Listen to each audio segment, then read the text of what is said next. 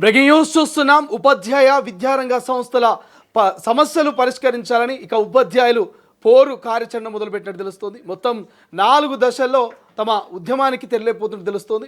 మొదటగా నల్ల బ్యాడ్జ్లతో, ఆ తర్వాత ఇతరితర కార్యక్రమాలను అయితే వారు ఇప్పటికే ఒక డేట్ల రూపంలో ఫిక్స్ చేసినట్టుగా తెలుస్తోంది. ప్రధానంగా ఉపాధ్యాయులకు రావాల్సినటువంటి పిఆర్సీ కావచ్చు, లేకపోతే ఇతరితర అన్ని సమస్యలను కూడా ప్రభుత్వం ముందుంచి ఒక రకమైనటువంటి ఉద్యమానికి ఇక తెరలేకపోతున్నట్టు తెలుస్తుంది. ప్రధానంగా ఇక ఆగస్టు 7 నుంచి ఈ ఉద్యమం మొదలు కాబోతున్నట్టు తెలుస్తుంది. రైట్, ఒకసారి మరి ఉపాధ్యాయ సంఘాలకు సంబంధించినటువంటి డిమాండ్స్ ఏంటి, అసలు వాళ్ళు ఎటువంటి కార్యాచరణను ప్రకటించబోతున్నారో తెలుసుకునే ప్రయత్నం చేద్దాం. సో మొదటగా మొత్తం 4 దశల్లో ఈ ఉద్యమం ఉండబోతున్నట్టు తెలుస్తోంది. సో ఉపాధ్యాయ సంఘాలు పోరాట కమిటీ ఏదైతే ప్రకటించినటువంటి అంశం గురించి మనం డిస్కస్ చేస్తే, ఆగస్టు 29న ఇందిరా పార్క్ వద్ద మహాధరణ నిర్వహిస్తామని యుఎస్పిపి స్టీరింగ్ కమిటీ వెల్లడించింది. అయినా సర్కార్ స్పందించకపోతే సెప్టెంబర్లో చలో అసెంబ్లీ పేరును అసెంబ్లీని ముట్టడిస్తామని హెచ్చరించింది. ఇక మంగళవారం దోమలగూడలోని టిఎస్ యూటీఎఫ్ కార్యాలయంలో నిర్వహించినటువంటి ప్రెస్ మీట్లో నేతలు ఉద్యమ కార్యాచరణ ప్రకటించారు. పిఆర్సీ ప్రకటించే వరకు నల్ల బ్యాడ్జీలతో విధులకు హాజరవుతామని తెలిపారు. ఇక ఆగస్టు 21 నుంచి 26 వరకు రాష్ట్ర వ్యాప్తంగా పర్యటించి టీచర్లను ఉద్యమానికి సమాయత్తం చేస్తామని చెప్పారు. ప్రభుత్వం విద్యాశాఖ నిర్లక్ష్యంతో ప్రాథమిక పాఠశాలలు మూతబడుతున్నాయని ఆందోళన వ్యక్తం చేశారు. ఇక విద్యారంగానికి 15% నిధుల హామీని విస్మరించారని, పూర్వ ప్రాథమిక విద్యను ప్రారంభించినట్టు ఘనంగా చెప్పుకొని కేవలం యూకేజీకే పరిమితం చేశారని మండిపడ్డారు. ఇక ఉపాధ్యాయ సమస్యలని విద్యారంగ సమస్యలేనని, ఈ సమస్యల పరిష్కారానికి సర్కార్ చొరవ చూపాలని డిమాండ్ చేశారు. సమావేశంలో స్టీరింగ్ కమిటీ సభ్యులు సిహెచ్ రవి, ఏ వెంకటేష్, సిహెచ్ అనిల్ కుమార్, ఎన్ తిరుపతి, సోమయ్య, ఇతర నేతలంతా కూడా పాల్గొన్నటువంటి పరిస్థితి మనకు కనిపిస్తుంది. ముఖ్యంగా ఒక కార్యాచరణ అయితే వాళ్ళు సిద్ధం చేశారు.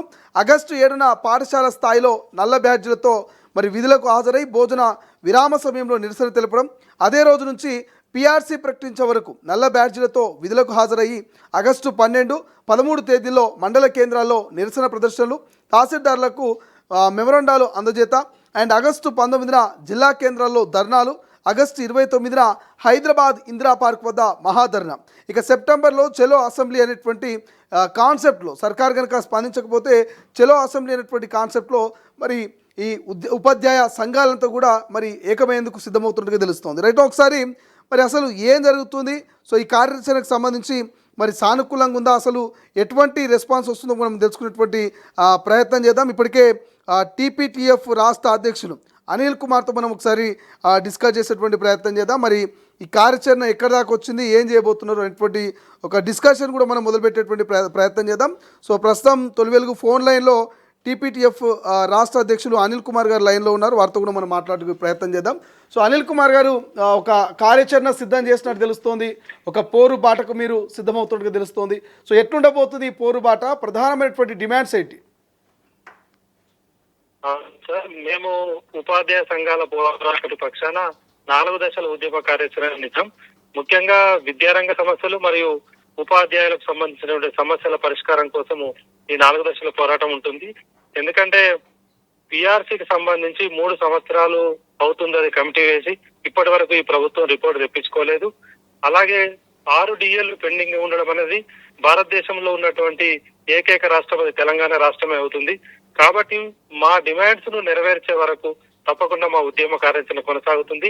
ఈ నెల 7వ తేదీన పాఠశాల స్థాయిలో నల్ల బ్యాడ్జీలతో నిరసన ప్రదర్శన స్టార్ట్ అయి పిఆర్సీ ప్రకటించేంత వరకు ఆ నల్ల బ్యాడ్జీల యొక్క నిరసన ప్రదర్శన కొనసాగిస్తాం.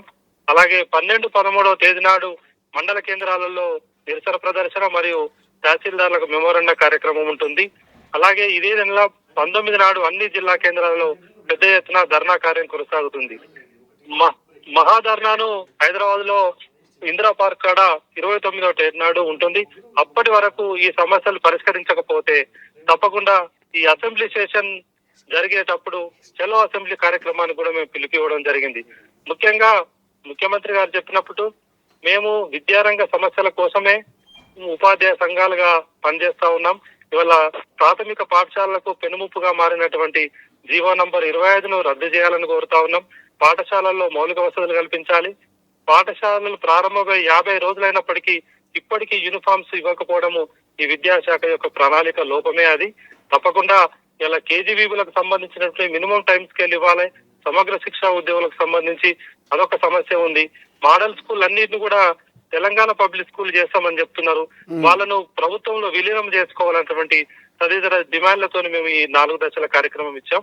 తప్పకుండా ముఖ్యమంత్రి గారు చెప్పినట్టు మా పోరాటాలన్నీ కూడా ప్రభుత్వ పాఠశాల రక్షణ కోసమే ఉంటుంది. మిగతా సమస్యలు మీరు కాంగ్రెస్ ప్రభుత్వము మేనిఫెస్టో పెట్టిన వాటిని మేము అడుగుతున్నాం తప్ప కొత్తగా మా డిమాండ్స్ ఏమీ లేవు.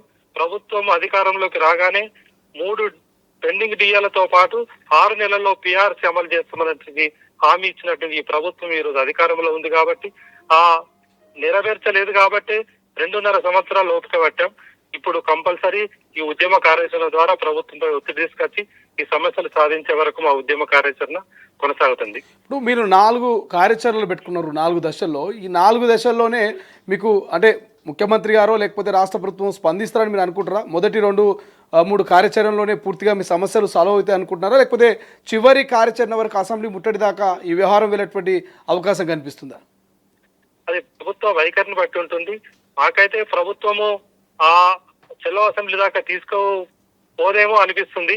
ఒకవేళ అలాంటి పరిస్థితి ఇట్లా ప్రభుత్వం తెచ్చుకుంటే తప్పకుండా మిగతా సంఘాలను కూడా కలుపుకొని మేము ఈ ఐక్య ఉద్యమాన్ని ఇంకా ఉధృతం చేస్తాం. దానికి సమస్యల సాధనమే అంతిమ లక్ష్యంగా ఉద్యమ కార్యాచరణ ఉంటుంది. ఈ ఎంప్లాయీస్ జేఏసీ సంఘాలు కూడా ఉన్నటువంటి సంఘాలపై కూడా ఇది ఒత్తిడిగా ఉపయోగపడుతుంది. తెలంగాణ ఎంప్లాయీస్ జేఏసీ కూడా ఉద్యమ కార్యాచరణలోకి దిగాల్సినటువంటి అవసరం అత్యవసర పరిస్థితి నెలకొని ఉన్నది.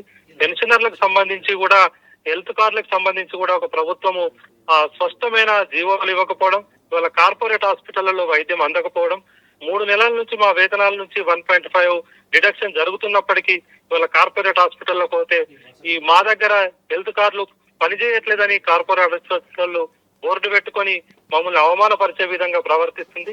దీనికి ప్రభుత్వమే బాధ్యత వహించాలి. ఆ హెల్త్ కార్డులు సక్రమంగా అమలయ్యే విధంగా చర్యలు తీసుకోవాలని మేము తెలంగాణ ప్రోగ్రెసివ్ టీచర్స్ ఫెడరేషన్ పక్షాన డిమాండ్ చేస్తా ఉన్నాం. ఇప్పుడు అనిల్ గారు, మొత్తం మీద ఎన్ని సంఘాలన్నీ మీకు మద్దతు తెలుపుతా ఉన్నాయా? ఉపాధ్యాయ సంఘాలన్నీ కలిసికట్టుగానే ఈ ఉద్యమ కార్యాచరణను ప్రకటించిన అనుకోవచ్చా? మెజారిటీగా ఒక 10 సంఘాలతో ఇలా ఉపాధ్యాయ సంఘాల పోరాట కమిటీ ఏర్పడి ఉన్నది. మేము గత ప్రభుత్వం ఉన్నప్పుడు కూడా పిఆర్సీకి సంబంధించి ప్రకటన లేకపోతే ఆనాడు కూడా మేము చెలో అసెంబ్లీకి పిలిపించిన తర్వాతనే ఆ ఉద్యమ కార్యాచరణ మేము విజయవంతం చేసుకున్న తర్వాతనే మా నాయకత్వాల పైన కేసులు కూడా బుక్ చేయడం జరిగింది. తర్వాతనే అప్పుడు పిఆర్సీ ప్రకటించడం జరిగింది. మళ్ళీ అది పునరావృతం కావద్దని ఈ ప్రభుత్వము త్వరగా ఈ సమస్యల పట్ల నిర్ణయం తీసుకుంటుందని ఆశిస్తున్నాం. ఒకవేళ లేనట్టయితే మా కార్యాచరణ మిగతా సంఘాలను కలుపుకొని కొనసాగుతుంది. రైట్, థ్యాంక్ యూ అండి. థ్యాంక్స్ ఫర్ జాయినింగ్ తొలి వెలుగు. ఇది మొత్తం మీద టీపీటీఎఫ్ రాష్ట్ర అధ్యక్షులు అనిల్ కుమార్ గారు క్లియర్ చెప్తా ఉన్నారు. తమ డిమాండ్స్ని రాష్ట్ర ప్రభుత్వం మీద మేము ఉంచాము. ఆ డిమాండ్స్ని 4 దశల్లోపు కనుక ఈ రాష్ట్ర ప్రభుత్వము నెరవేరిస్తే మరి చెలో అసెంబ్లీ కావచ్చు, లేకపోతే భవిష్యత్తు కార్యాచరణ మేము విరమించుకుంటాం. ఖచ్చితంగా విద్యాభివృద్ధి కోసం ముఖ్యమంత్రి పనిచేస్తారనుకుంటున్నాము. సో ఉపాధ్యాయులంతా కూడా విద్యారంగ అభివృద్ధి కోసమే మరి ఈ రకమైనటువంటి ఉద్యమాలకు తెరలేపుతా ఉన్నారు. మాకు రావాల్సినటువంటి ఏవైతే పెండింగ్లో ఉన్నటువంటి బకాయిలన్నీ కూడా రావాలని చెప్పేసి వాళ్ళ డిమాండ్ అయితే వినిపిస్తున్నటువంటి పరిస్థితి మనకు కనిపిస్తుంది. రైట్, ఒకసారి పూర్తిగా వాళ్ళ డిమాండ్స్ కూడా మనం చదివి వినిపించేటువంటి ప్రయత్నం చేద్దాం. కొంత వాళ్ళ డిమాండ్స్ సైతం వాళ్ళు తెర మీద తీసుకొస్తున్నటువంటి డిమాండ్స్ మీ ముందు ఉంచేటువంటి ప్రయత్నం చేస్తాం. ప్రధానంగా ప్రాథమిక విద్యకు నష్టాదాయకమైనటువంటి జీవో 25ను సవరించాలని, ప్రతి పాఠశాలకు 2 టీచర్లు, 50 మంది ఉన్నటువంటి పాఠశాలకు తరగతికి 1 టీచర్ నియమించాలని వాళ్ళ డిమాండ్ పెడతా ఉన్నారు. ఇక నూతన జిల్లాలకు డిఈఓ, రెవెన్యూ డివిజన్కు 1 డిప్యూటీ ఈఓ, అన్ని మండలాలకు ఎంఈఓ పోస్టులను మంజూరు చేయాలని చెప్పేసి వాళ్ళు డిమాండ్ చేస్తున్నారు. అండ్ దాంతోపాటు పిఓ 2018కి అనుగుణంగా సర్వీస్ నియామకాలు రూపొందించాలని చెప్తా ఉన్నారు. పర్యవేక్షణ అధికారుల పోస్టు భర్తీ చేయాలని చెప్తున్నారు. ఇక ఆగస్టు 15లోగా బదిలీలు, పదోన్నతుల ప్రక్రియ చేపట్టాలంటున్నారు. అండ్ టెట్లో సర్వీస్ వెయిటేజ్ ఇవ్వాలి, స్పెషల్ టెట్ను సబ్జెక్ట్ వారి పేర్లతో నిర్వహించాలని చెప్తున్నారు. సిపిఎస్సి రద్దు చేయాలంటున్నారు.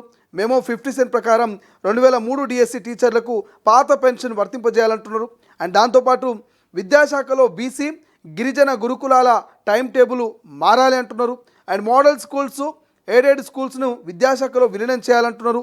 కేజీబీవీ అండ్ యూఆర్ఎస్ సమగ్ర శిక్షా కాంట్రాక్ట్ ఉద్యోగాలకు కనీస వేతనాలు అమలు చేయాలంటున్నారు.